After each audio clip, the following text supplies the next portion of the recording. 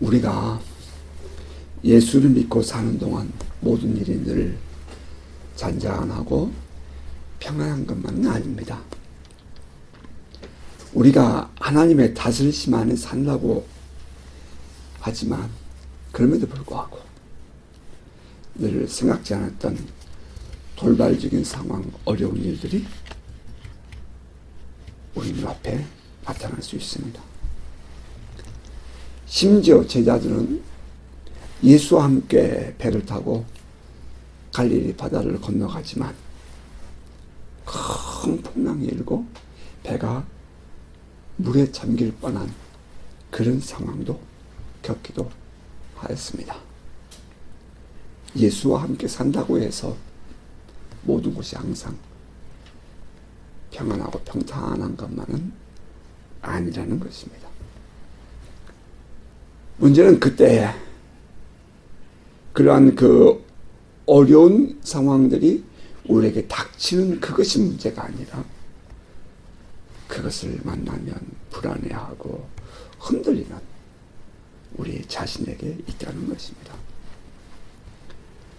눈앞에 닥친 상황을 자신이 해결할 수 없다고 느낄 때 불쑥 우리 안에 밀려오는 불안감, 혹은 그러한 것으로 말미암아 우리 안에서 솟아오르는 분노심, 그런 것들을 우리가 어떻게 해결하며 넘어가야 하는가, 그것은 늘 우리의 삶에서 순간순간 맞이하는 숙제라 할 수 있겠습니다. 성경에 이러한 상황들이 수없이 등장하는데 우리 구약의 대표적인 인물들 몇 사람, 많이 알려진 사건들 우리가 함께 생각해 보면서 먼저 그들은 어떻게 그런 상황들을 감내할 수 있었나 하는 것들을 생각해 보기를 원합니다. 형 에서의 장자권을 빼앗고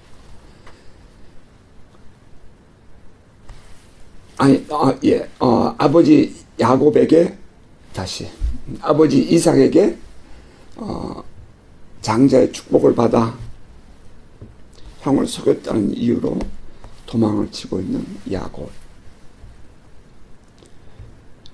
뒤에서는 형이 쫓아오고 그는 외롭게 홀로 온몸에 땀이 젖도록 광야의 길을 달려갑니다. 그저 자기의 삶에 형을 이기고 싶다는 그러한 욕구, 야곱의 신주름이라고 표현하기도 하죠. 그런 것들이 이 야곱으로 하여금 불안한 인생길에 원인을 자초하게 됩니다.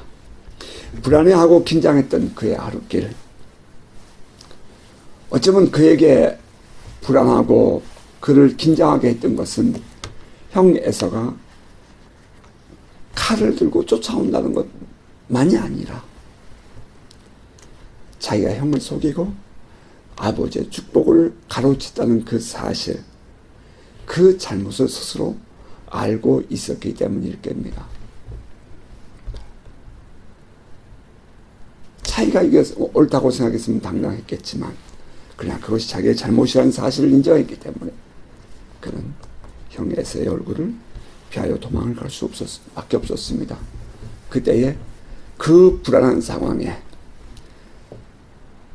그 인생이 바뀌는 계기는 그가 루스 광야에서 돌을 베개 삼아 잠을 자고 있을 때에 그의 꿈속에 찾아오신 하나님 때문이었습니다.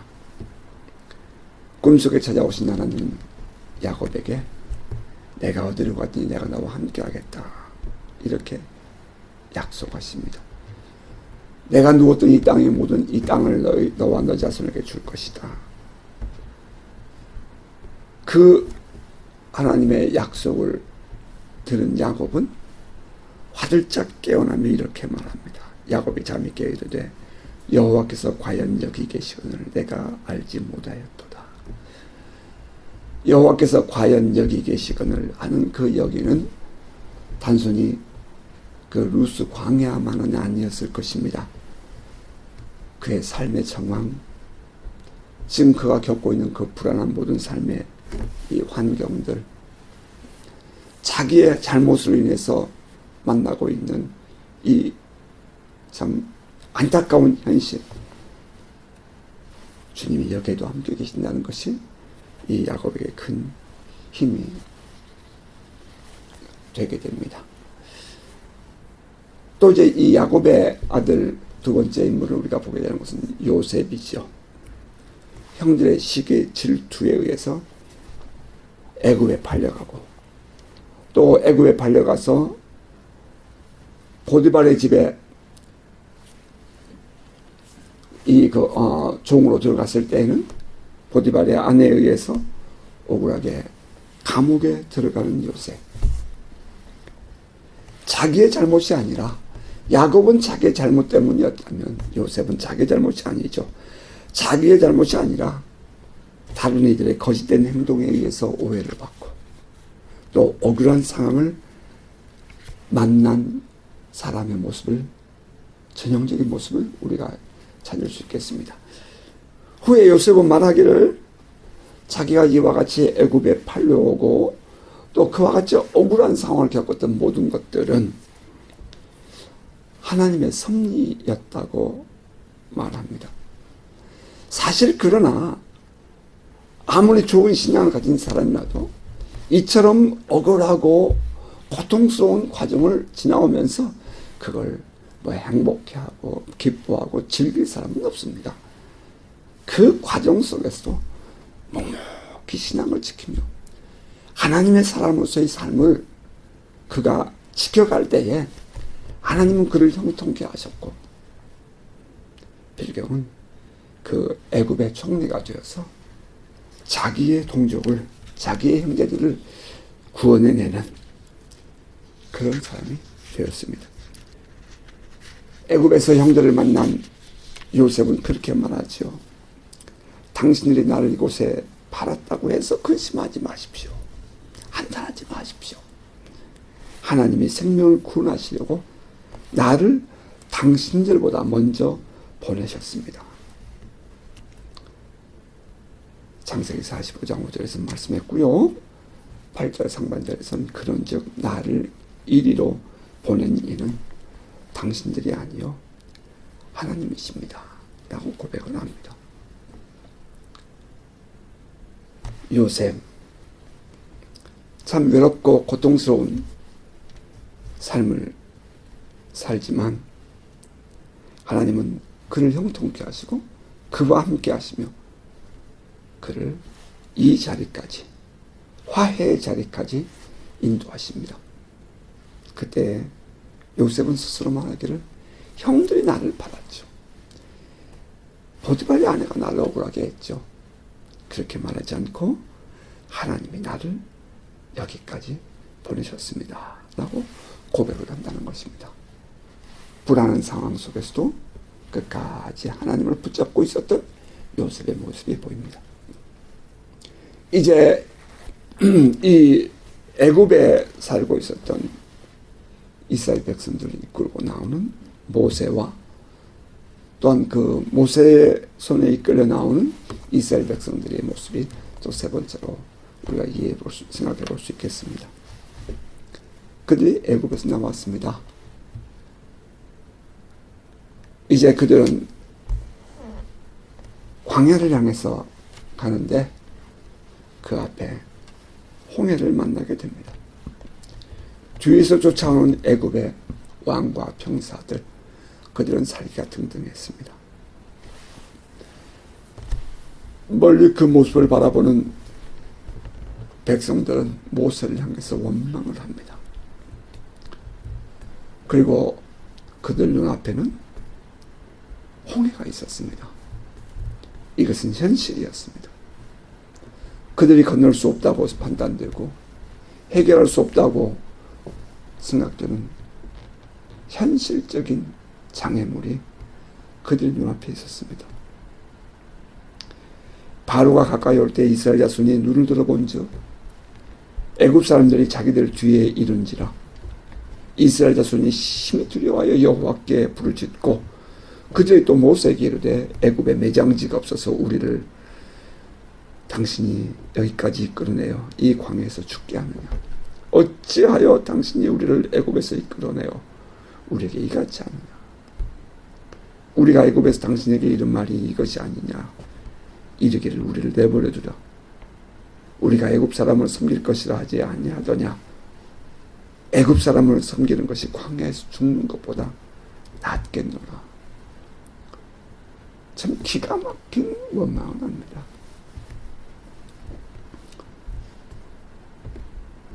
종종 우리의 삶을 돌아보면 정말 우리를 기가 막힌 수렁에서 건지셔서 우리를 오늘의 이 자리까지 인도해 주셨는데 한순간 과거를 돌아보면서 분노하고 원망하는 이 이스라엘 백성들의 모습, 어쩌면 우리 안에서 발견되는 모습이 아닐까 생각해 봅니다. 그들 앞에 모세는 이렇게 말합니다. 모세가 백성에게 이르되 너희는 두려워하지 말고 가만히 서서 여호와께서 오늘 너희를 위하여 행하시는 구원을 보라. 너희가 오늘 본 애굽 사람을 영원히 다시 보지 아니하리라. 여호와께서 너희를 위하여 싸우시리니 너희는 가만히 있을지니라.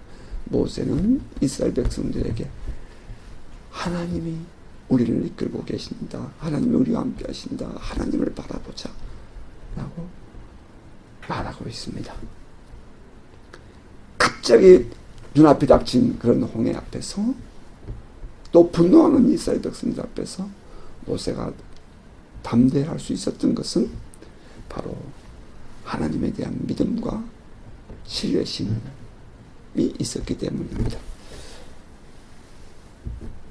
이 모세의 뒤를 이은 또 여호수아가 모세가 죽은 이후에 이스라엘 백성들을 이끌고 가나안 땅을 향하게 되죠. 여호수아서는 이 모세가 죽은 이후에 여호수아가 그 모세의 뒤를 이어서 이스라엘 지도자가 되고 그리고 이제 그들을 이끌고 가는 그런 내용을 기록하고 있습니다. 그들이 제일 먼저 만나는 문제가 무엇입니까? 하나는 리더십이 바뀌었다는 것입니다. 모세가 앞서 갈 때에는 여호수아가 종이었습니다. 따라만 가면 됩니다. 그런데 이제 갑자기 그 모세가 떠나고 나니 여호수아가 그 뒤를 이어야 했습니다. 그때 그가 맞이했을 불안함 혹은 긴장감, 갑자기 바뀐 이 리더십, 그때 하나님은 그에게 이렇게 말씀하십니다. 너의 평생에 너를 대적할 자가 없으리니 내가 모세와 함께 있었던 것 같이 너와 함께 있을 것입니다. 내가 너를 떠나지 아니하면 버리지 아니하리니 강하고 담대하라. 하나님께서 여호수아에게 내가 모세와 함께 있었던 것처럼 내가 너에게 함께 하리라. 그러면서 이 여호수아에게 하나님의 요구는 이것입니다. 너는 내가 그들의 조상에게 맹세하여 그들에게 주리라는 땅을 이 백성에게 차지하게 하리라. 약속이죠. 오직 강하고 극히 담대하여 나의 종 모세가 너에게 명령한 그 율법을 다 지켜 행하고 우르나 좌르나 치우치지 말라. 그리하면 어디로 가든지 형통하리니 이 율법책을 내 입에서 떠나지 말게 하며 주야로 그것을 묵상하여 그 안에 기록된 대로 행하라. 그리하면 내 길이 평탄하게 될 것이며 내가 형통하리라. 늘 하나님을 삶 속에 인정하고 심지어는 밤에도 그 하나님을 묵상하고 말씀을 묵상하고 그 말씀대로 살아라. 하나님과 동행하는 삶을 살아라. 그러면 내가 너를 형통케 하겠다. 내가 너에게 명령한 것이 아니라 강하고 담대하라. 두려워하지 말며 놀라지 말라. 내가 어디로 가든지 내 하나님 여호와가 너와 함께 하느니라 하시니라. 내가 어디로 가든지 이 여호수아의 그 불안했던 마음의 평안함을 찾는 것은, 찾게 되는 것은 바로 이 하나님의 말씀, 하나님의 임재와 하나님의 함께 하심과 하나님을 의지함에 있었다는 것입니다. 매 순간마다 밤이든 낮이든 주야로 하나님의 말씀을 묵상하고 하나님을 찾고 하나님과 함께 살아가는 삶을 살 때에 거기에 주어는 누구예요? 하나님이에요. 내가 너를 형통하고 평탄하게 하겠다라고 말씀하고 있다는 것입니다. 사람들은 다 자기가 한 것 같지만 자기가 한 것이 아니라 하나님이 그렇게 이끌어 준 것입니다. 그리고 이제 그들이 길을 떠나서 요단강가에 이르게 되지요. 범람하는 요단강. 그 요단강 앞에선 여호수아는 이렇게 말합니다. 여호수아에게 여호와께서 이렇게 말씀해. 여호와께서 여호수아에게 이르시되 내가 오늘부터 시작하여 너를 온 이스라엘 목전에서 크게 하여 내가 모세와 함께 있었던 것 같이 너와 함께 있는 것을 그들이 알게 하리라. 너는 언약궤를 맨 제사장들에게 명령하여 이르기를 너희가 요단 물가에 이르거든 요단에 들어서라 하라. 법궤를 맨 자가 2000규빗 앞에 가게 하고 2000규빗 뒤에 백성들이 따라가는데 하나님은 여호수아에게 말씀하시기를 그 범람하는 물이 넘치는 요단강에 법궤를 맨 자가 들어가라 명령하라는 것입니다. 말씀에 순종하는 여호수아, 그리고 하나님께서 이 여호수아와 함께 계심을 백성들이 보게 되죠. 자, 그 외에도 많은 이런 상황들이 있습니다. 어떻든 간에 그 모든 다양한 상황 속에서 그들의 이 불안함에 대한 답은 언제나 하나님이 함께 계심이었다는 것입니다. 살아계신 하나님, 전능하신 하나님, 우리 아버지가 우리와 함께 계신다는 것입니다. 자기가 실수했죠. 자기의 잘못이었습니다. 그것도 주님이 함께. 그래서 그가 그것을 이겨낼 수 있었고 억울한 일을 겪었습니다. 그래도 그는 하나님이 그에게 함께함으로 또 그 상황을 이겨낼 수 있었고 백성들이 분노합니다. 눈앞에는 상상할 수 없는 장애물이 있습니다.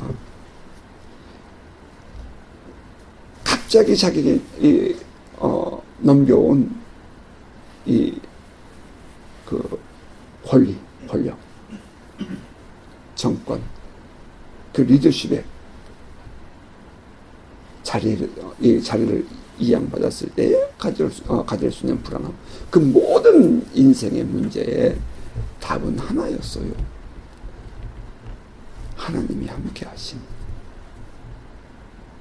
하나님이 함께 하심. 자, 오늘 우리가 함께 읽은 것은 신약성경 고린도전서 16장이었습니다. 고린도전서는 사도 바울이 3차 선교 여행 때에 에베소에 머물러 있으면서 보낸 편지입니다. 이 고린도 교회는 2차 선교 여행 때 세워진 교회였고요. 이제 2차 선교 여행을 마치고 예루살렘에 돌아갔다가 다시 3차 여행을 나온 바울이 에베소에 머물면서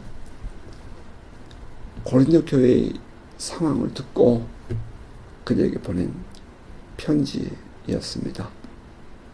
그 내용은 사도행전 18장에 이 고린도 교회가 어떻게 시작되었든가 하는 것들을 잘 기록하고 있습니다.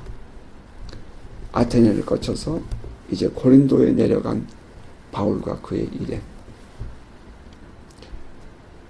그곳에 가서 여전히 또 회당에 가서 유대인들에게 예수는 그리스도라고 전했습니다.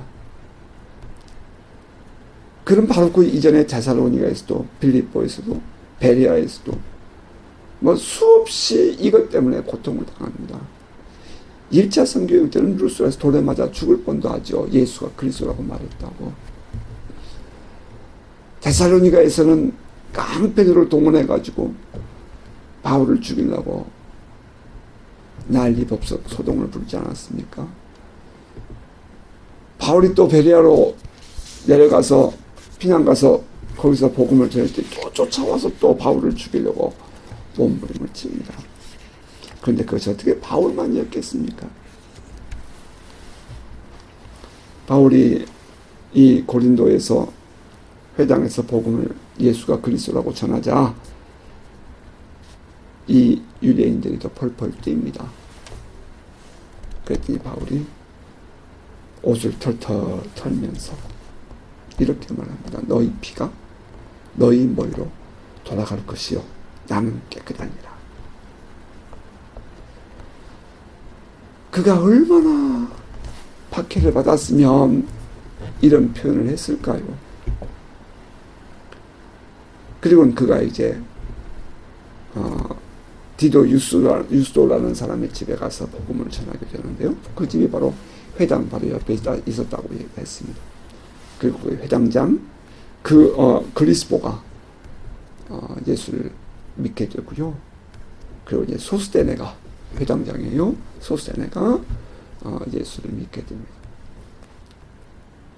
그랬더니 또 뭐 온 세상이 요동하는 것처럼 펄펄 뛰겠죠.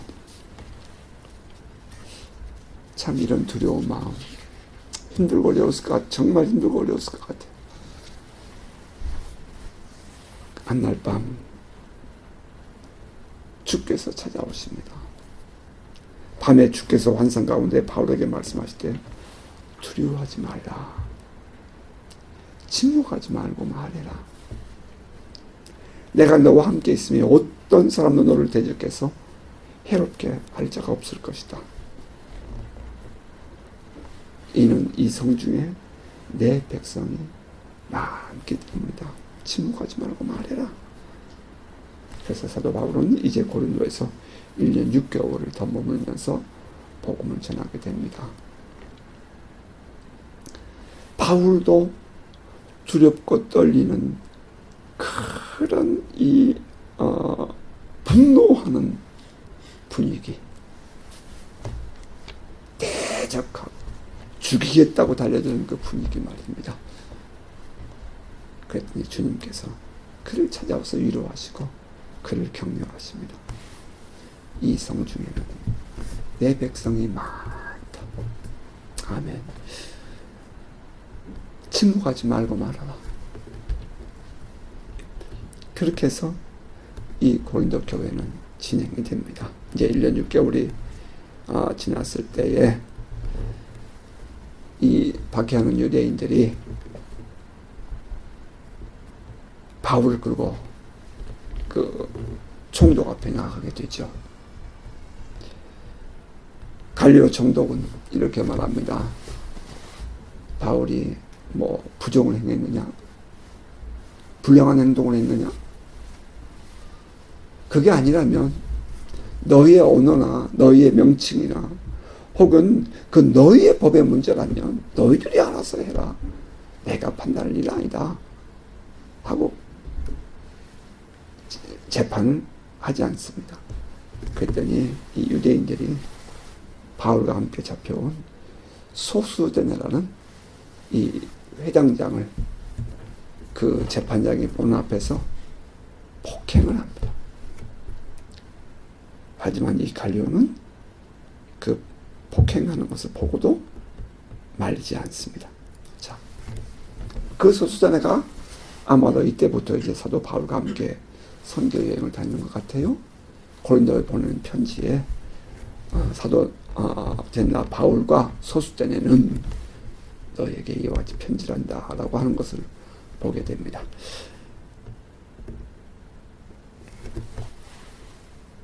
그렇게 해서 이 고린도 교회는 세워지게 됩니다. 밖으로부터는 계속되어 오는 박해. 참 많이 힘들죠.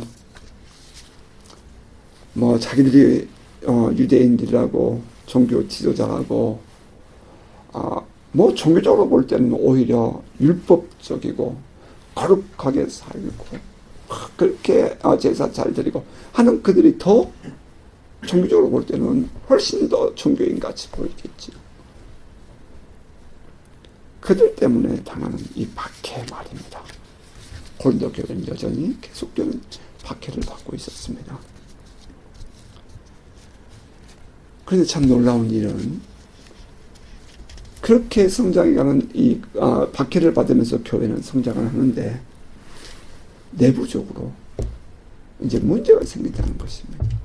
언제나 그런 것 같아요. 박해를 하면 안에서는 성장을 하는데 또 반대로 그 안에서는 또 분쟁이 일어난다는 것입니다. 고린도 교회의 문제는 안에서는 나는 개바파다, 나는 바울파다, 아볼로파다, 난 그리스도파다 하는 이런 분쟁과 당쟁이 생기게 됩니다. 자기들끼리 자꾸 파가 갈리게 돼요. 자기들이 옳다는 것입니다. 교회 안에 다툼이 생겨요. 이게 이제 무슨 일이에요? 교만한 영이 역사될 거죠. 하나됨을 이루지를 못해요. 내가 옳다. 내가 높다. 또 뿐만 아니라 그 교회 안에 음행하는 자들이 나타납니다. 음행을 해요. 이것은 이제 당시의 사회적인 분위기도 철학적인 이 배경도 있었죠. 고린도에 가면 그 세상의 사람들은 얼마나 문란한지.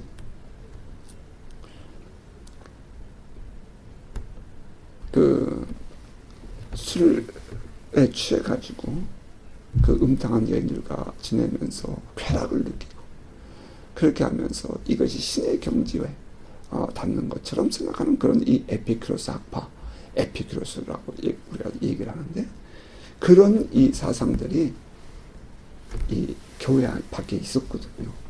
그런데 그 세속적인 그런 삶을 교회 안에까지 갖고 와서 그렇게 못된 짓을 했다는 거예요. 교회가 무너질 수밖에 없지요. 그것만이 아니라 그들은 자기들끼리 분쟁을 하면서 세상 법정에 소송을 겁니다. 자기들끼리 교회 안에서 문제를 가지고 세상 법정에 송사를 해요. 어떤 이들은 결혼 생활을 깨끗하게 하지 않았고요. 또 어떤 이들은 우상에게 바친 재물을 먹는 것으로 인해서 심해지는 자도 있었습니다. 당신 그랬잖아요.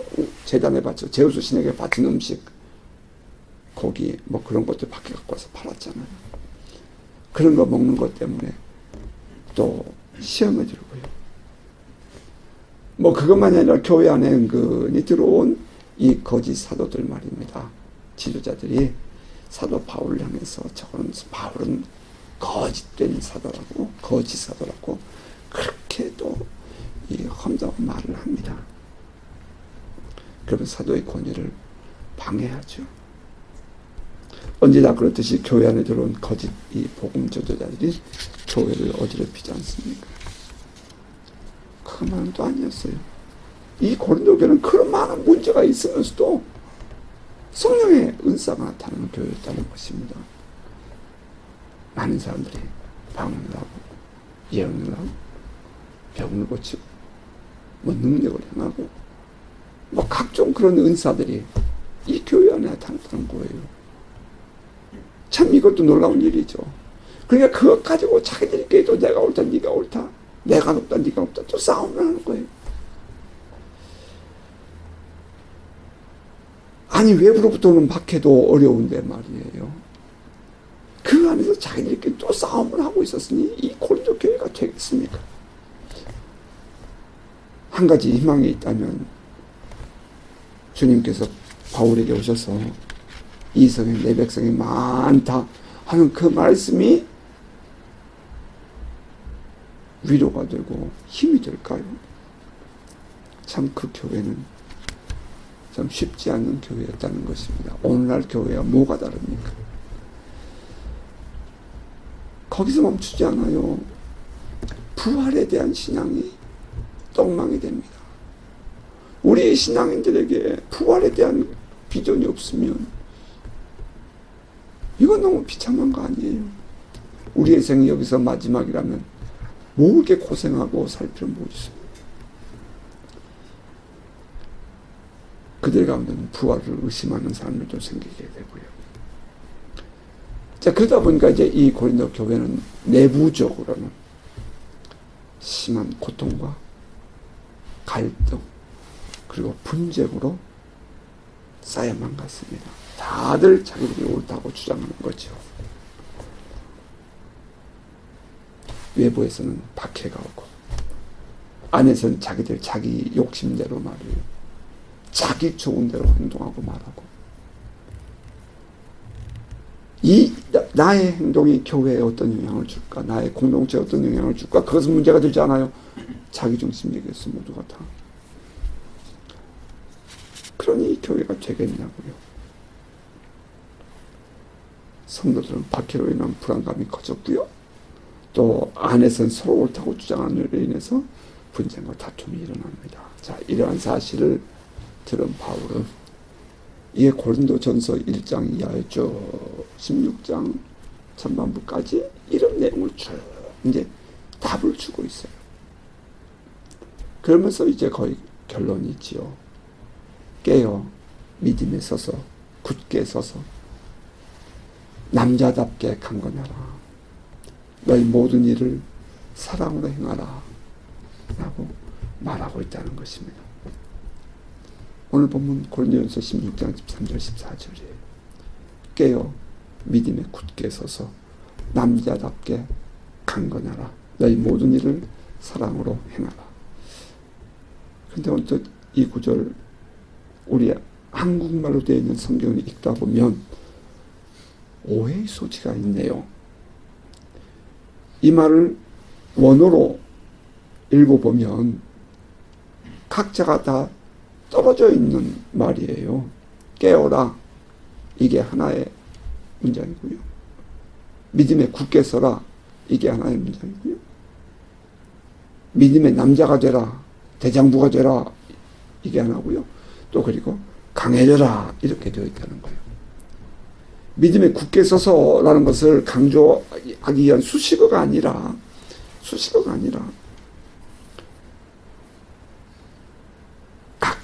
각자가 권면이에요. Be on your guard. 경계해라. 깨어있어라. 너희가 깨어있지 않으면 너희가 언제든지 넘어질 수 있고 너희가 언제든지 무너질 수 있어. Stand firm in faith. 믿음에 굳게 서라. 믿음에 굳게 서라. 너희의 믿음은 흔들리지 않도록 믿음에 굳게 서라. Be man of courage.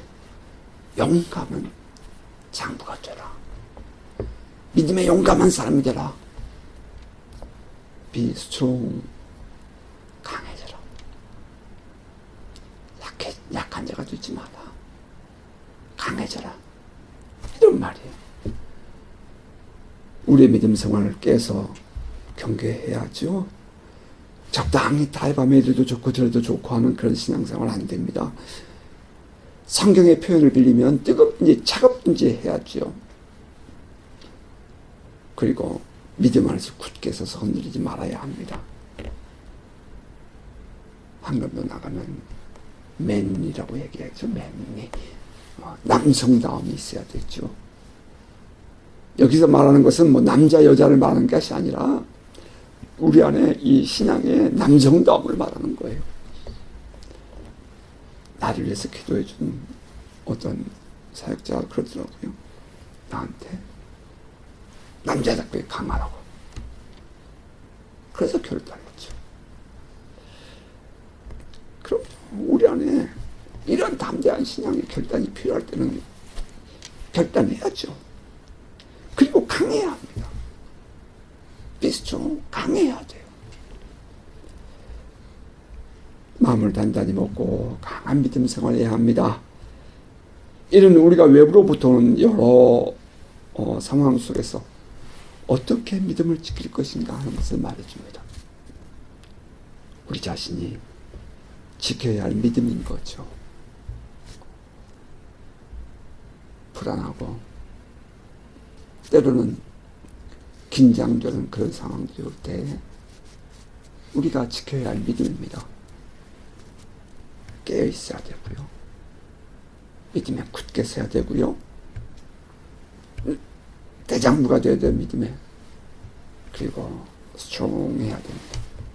자, 그리고 사도는 말하기를 너희 모든 일을 사랑으로 행하라 그랬습니다.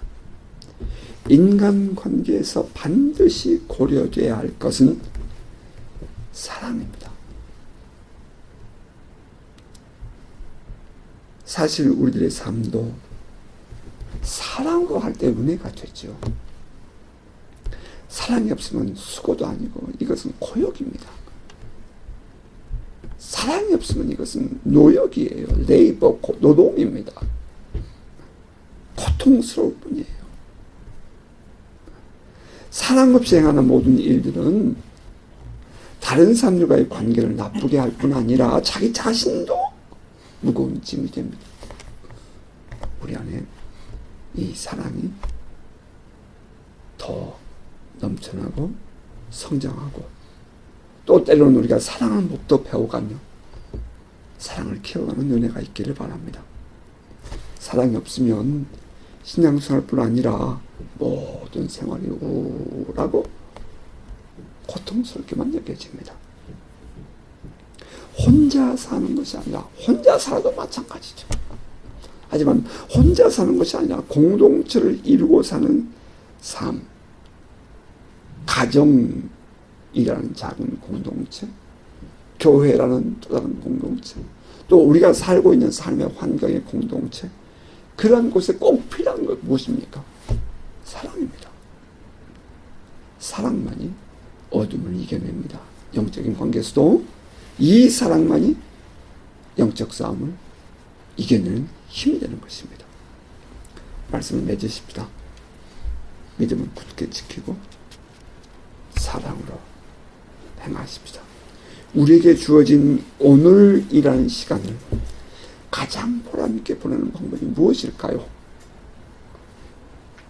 믿음을 굳게 지키고 사랑으로 모든 일을 행하는 것입니다. 바라기는 주를 향하여 믿음을 지키고 또 이웃을 향해서는 더불어 사는 우리의 이웃을 향해서는 사랑으로 살아가는 우리 모두가 될 수 있기를 주의 이름으로 축복합니다.